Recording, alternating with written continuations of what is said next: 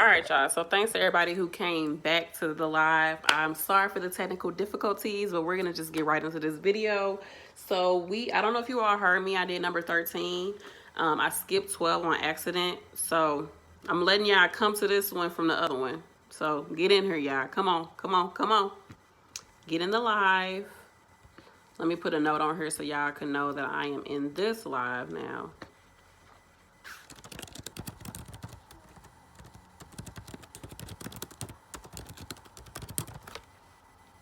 All right, so I see some people coming in. Thank you for coming back. I appreciate it.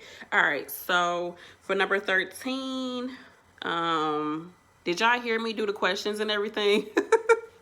Did y'all hear everything? Oh, sorry, I tried to move my camera and it was messing up. All right, so with that one, I would question a patient who is refusing medications, who has colon cancer. The reason why the book said that they would question that. Oh, you didn't hear the question or the answer. Okay. So the question was, which of the following, well, let me go to 12 then, since y'all didn't hear it. So number 12 is, the LPN is caring for clients in the outpatient clinic. Which of the following clients should the LPN see first? Okay, LPN outpatient clinic. Okay. So a patient who has hepatitis A who states my arms and legs are itchy. The patient who has a cast on the right leg and they say, I have a funny feeling in my right leg. Number 3, a client with osteomyelitis of the spine who states, I am so nauseous that I can't eat. Number 4 is a client with rheumatoid arthritis who states, I am having trouble sleeping. Let me know if any of y'all chose anything. I'm going to tell you right off the bat, number 4, I was like, okay, you got trouble sleeping. Like, okay, I took that out the way. That's not the client that I would see first. Like, the emphasis is like first. The third one, a client with osteomyelitis. So if you don't know what that means, you can kind of break it down. So osteo is anything with the bone, and then the itis is any type of like inflammation or infection. So it basically is like an infection going on. And the patient is saying that I'm nauseous and I can't eat. And then the first one was, I have hepatitis A and my legs and arms are itchy. Basically with hepatitis, you can, any type of like liver issues, you can end up having like bile salt build up in your body, and it can cause you to itch a lot. So that's like normal when it comes to anything going on with your liver. So I chose number 2, which was, that patient has a cast and I have a funny feeling in my right leg. I think somebody chose that as well. Let me look at the chat. Oh, I think I saw that. Yeah.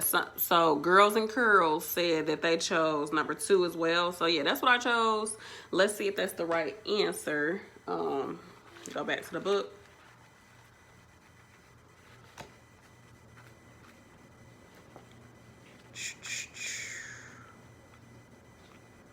All right. So that one was, yep, it was number 2. It says the strategy for answering this question is think ABCs. It says that might indicate some type of neurovascular compromise. So yeah, anytime there's a cast on somebody, you always have to check for like circulation issues, because the cast might be too tight. And if it is too tight, then they can like have permanent damage to that area of their body. So definitely, if anybody has a cast or any type of like, you wrap their legs or for something like that and they're like, I can't feel it, it's numb, or it feels weird, it's tingling, like you definitely need to jump on top of that. All right, so the next one was number 13. So it says, which of the following client assignments should the LPN question? Number 1 is a client with a chest tube who was walking around the hall. Number 2 is a client with a colostomy who requires colostomy irrigation. Number 3 is a patient with right-sided CVA who requires assistance with bathing. And number 4 is a client who is refusing medication to treat cancer of the colon. So the question is asking, which of the following client assignments should the LPN question? So I guess which one of these would kind of make you be like, put on your spidey sense as an LPN. Mine was number 4, a client who was refusing medication. That's what I chose, just because anytime somebody's refusing medication, the nurse should know like right away, and they should be like, okay, why are you refusing it? Because I mean, the medication is supposed to treat the illness, okay, or at least the signs and symptoms. So that's what I would go for first, because really none of these seem abnormal. A patient with a stroke who needs a bath, who needs help with a bath, that's normal. A patient who has a colostomy and needs irrigation. Honestly, I have never heard anybody say like colostomy irrigation. I know that, and I don't know if this is like textbook NCLEX, but I know like with us with colostomy bags, we will use like an irrigation kit and clean out the bag and flush the water out. But I've never actually heard somebody say colostomy irrigation. So I was kind of like, is that a real thing? But I was like, you know what? For real, the biggest one to me is the patient who's refusing a medication. So let's look at the answer. I did go over this in the last one, so hopefully y'all heard it. Or I know some of y'all didn't hear it, so let's just go to this one. They said the answer choice is number 4. And the reason why they're saying it is kind of weird to me. It says that number 4, that the patient refusing it is the right answer because this requires the assessment skills of the RN, which I don't agree with. But okay, so like the answer was right, but my reasoning why I thought it was right is not what the book is saying is right. Like I don't see why the RN would have to assess a patient who's refusing medications versus the LPN. Maybe because the patient is refusing medication, they have cancer. I guess that's why, but I don't agree with that. But anywho, that's the answer. It was the right answer. We got that.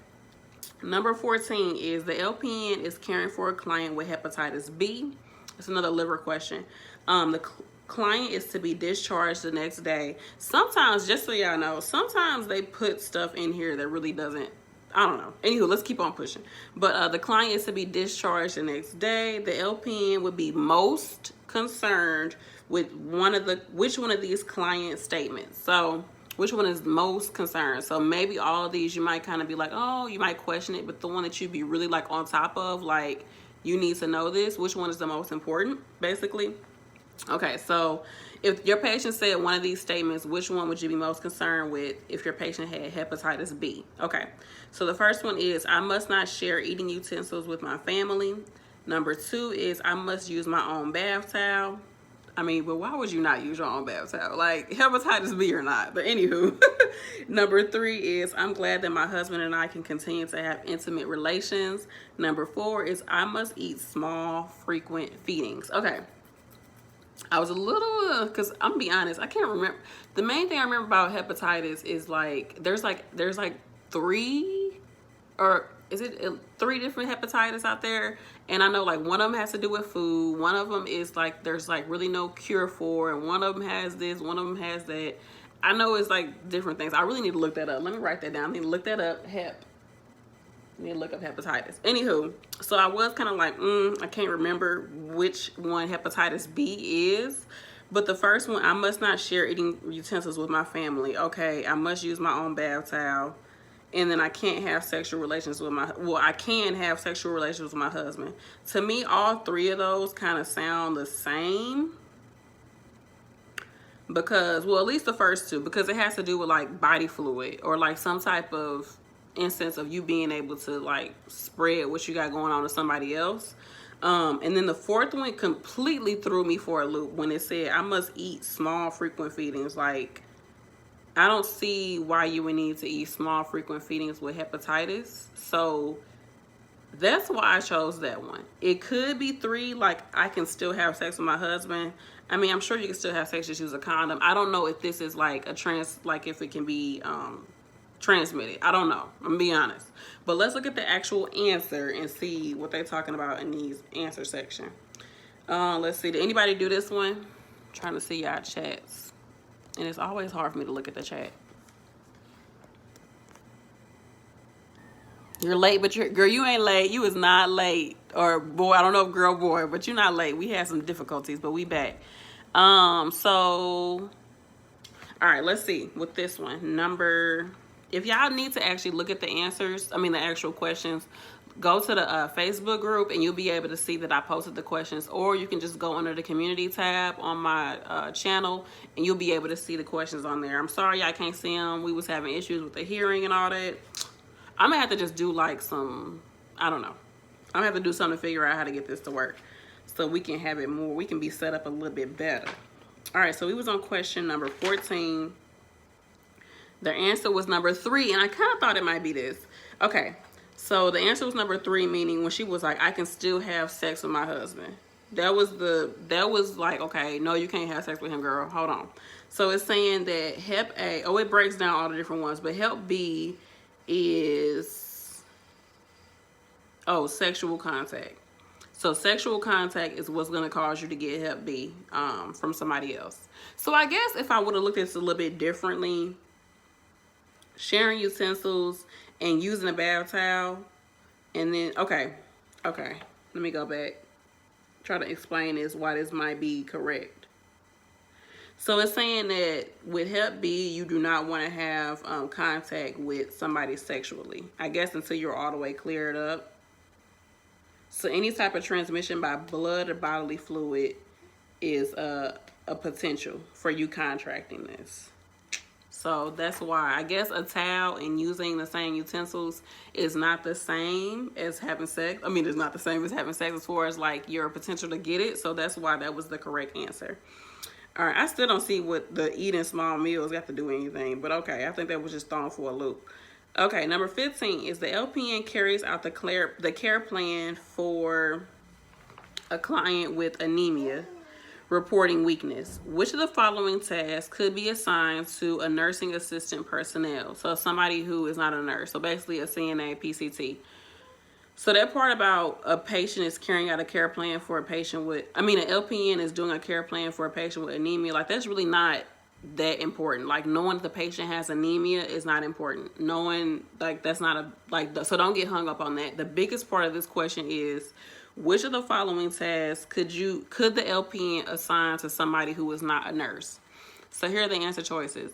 Listen to the client's breath sounds is number 1. Number 2 is set up the client's lunch tray. Number 3 is obtain a diet history. Number 4 is instruct the client on how to balance rest and activity. Did anybody get an answer for that one? Basically, you just have to look and see which one of these actually require you to have some type of like nursing knowledge, and it's going to be one that's not. So of course it's number 2, set up the client's lunch tray. This was an easy one, so if you can get these right, it will help you. So that's the one that you would assign to the non-licensed personnel. Number 16, the LPN is caring for clients on the surgical floor and has just received report from the RN. Which of the following clients should the LPN see first? So we need to look at something that's going to cause like an acute change in a patient, or something that if we don't get to it right away, it's going to be an issue with our patient. So let's listen to the answer choices. First one is a 35-year-old admitted 3 days ago with a gunshot wound. This person has a 1.5 centimeter area of dark drainage noted on the dressing.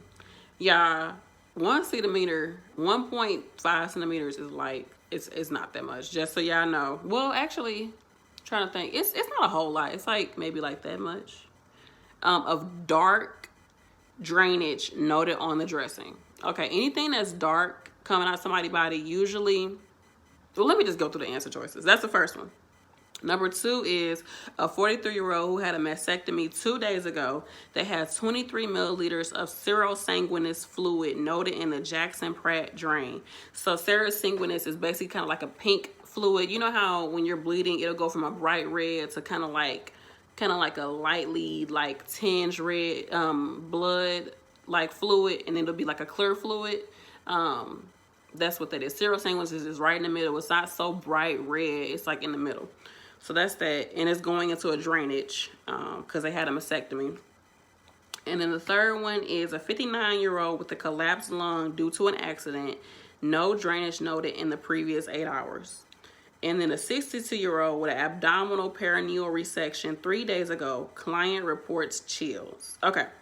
So I was a little like, I didn't know. I figured the first one, when they had the dark drainage on their dressing, I felt that wasn't a big deal. I figured basically the blood just dried up and now it's dark. It's not like the patient is talking about they have more pain in that area, or there's like some weird funky smells coming from the area. They're not saying any of that. It's just saying it's basically some dried up blood on the dressing. It needs to get changed. Okay, that's not the first thing I will go towards. The second one, 23 liters of serosanguinous fluid. 23 milliliters is not a whole lot. Well, trying to think. 20, okay, yeah, it's not a whole lot. So I feel like that's normal. They just had surgery 2 days ago. It still should have some blood in it, some redness in it, so that's okay. And then the one that says the patient had a collapsed lung and there's no drainage in 8 hours, I feel like that was okay. But when they said no drainage, I'm like, no drainage from where? I guess they have like a tube, a chest tube in or something like that. And the third one, the client reports chills.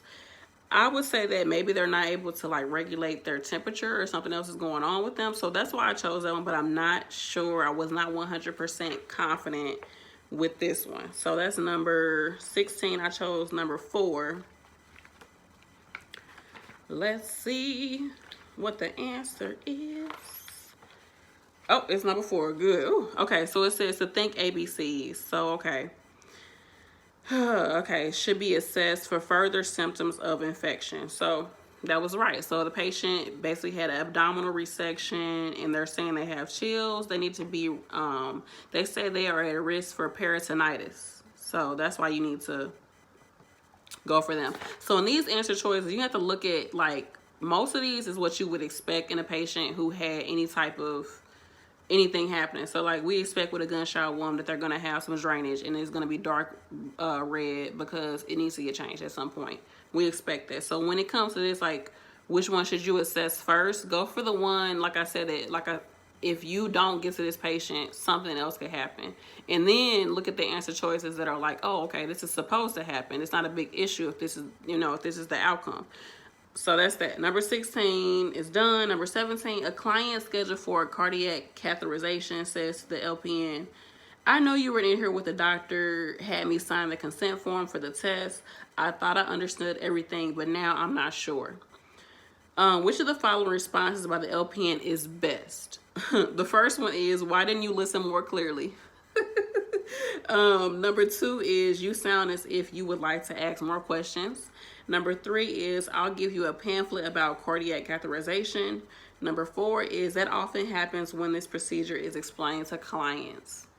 Who would say that? So yeah. Number 1, why didn't you listen more clearly? We know that's not right. Number 3 is, I'll give you a pamphlet. I'm sure they probably already got it. Like, what's giving them a pamphlet gonna do? Number 4 is, that often happens. So those two is, it's just, yeah. I think the obvious answer choice is 2, you sound as if you would like to ask more questions. You want to just assess where that patient's head is at. Number 1, you wouldn't say that to a patient. That just ain't right. Why didn't you listen more clearly? All right, so let's see. This is number 6. What was it? Number 17. So yes, it was number 2. I did see somebody say number 2. But yeah, you all were correct. It's number 2. What is this? Oh, I'm sorry. I'm looking at something else. I'm getting distracted, y'all. The kids are asleep, but I'm still getting distracted. All right. So number 18. A day one old newborn diagnosed with intrauterine growth retardation is observed by the LPN to be restless, irritable, and high sucking, and has a high-pitched shrill cry. Based on this data, which of the following actions should the LPN take first? So more than likely, the LPN should probably do all of these different things, but which one would you do first? The first one is massage the infant's back. Number 2 is tightly swaddle the infant in a flex position. Number 3 is schedule feedings every 3 to 4 hours. Number 4 is to encourage eye contact with the infant during feedings. Okay. So the only thing that threw me off, I picked number 2, is to tightly swaddle the infant. But I got kind of thrown off when they said in a flex position. Because I'm like, okay, how would you... I know like flex, like this is to flex something. But it's like, you just want the baby to just be in there. I don't know. But that kind of threw me off. But I figure this baby probably hungry. They're like fist sucking. Like they need to eat something. And I looked at number 3, scheduled feedings every 3 to 4 hours. They're a newborn. Like they need to eat way more consistently every three to 4 hours. And that's not the first thing that you would do is schedule feedings. You would need to comfort this child first. So that's why I either think swaddling or massaging the infant's back, like getting them, comforting them, and then feeding them. Because when they're at that point, when they biting on stuff and they screaming, like you can't just throw a bottle in their mouth. You have to like comfort the child first. And then encourage eye contact with the infant during feedings. Like, okay, you can do that, but that's not the first thing that you would do. So I think it's either between 1 and 2. I picked number 2, but let's see what they're actually saying the answer is. Let me know what y'all think. I mean, I got a 2-month-old, so I feel like I would know this, right? So number 18, it did say number 2. Okay, good. Let me see what it's saying.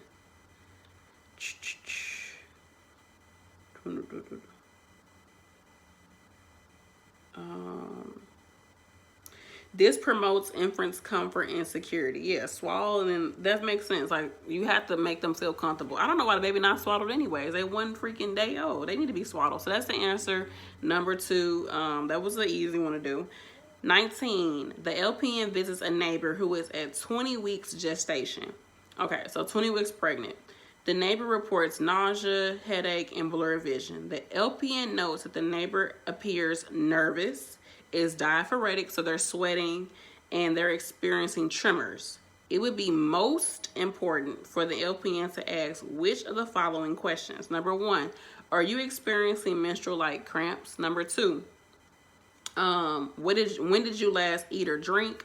Number 3, have you been diagnosed with diabetes? Number 4, have you been lying on the couch? Okay, so to me, I feel like have you been lying on the couch, that can be thrown out. I was kind of torn between number 2, well, really like 1, 2, and 3. I was really torn between, because if they're diaphoretic, they're sweating, they're having tremors, they're like kind of like, oh my goodness, like they might need to eat something. So that's why I asked, when the last time you ate or drink? But number 3, have you been diagnosed with diabetes? That can kind of just go straight to the thing. Like, okay, do you have diabetes? Like, so let's just check your blood sugar, But you said you zoned out. But yeah, I'm thinking that it might either be, I think this might be an assessment question. You need to get more information from your patient. I mean, they're asking you to ask a question, so it is an assessment question. I would go number 2, when the last time you ate or drink? Because if they got diabetes or not, and whether they've been diagnosed with it or not, they're showing some type of signs and symptoms that something is going on with them as far as like their blood sugar probably. So let's just see what the actual answer is. It was number 2. Okay, so let's see why I say number 2. It says classic signs of hypoglycemia, which is low blood sugar, offer carbohydrates.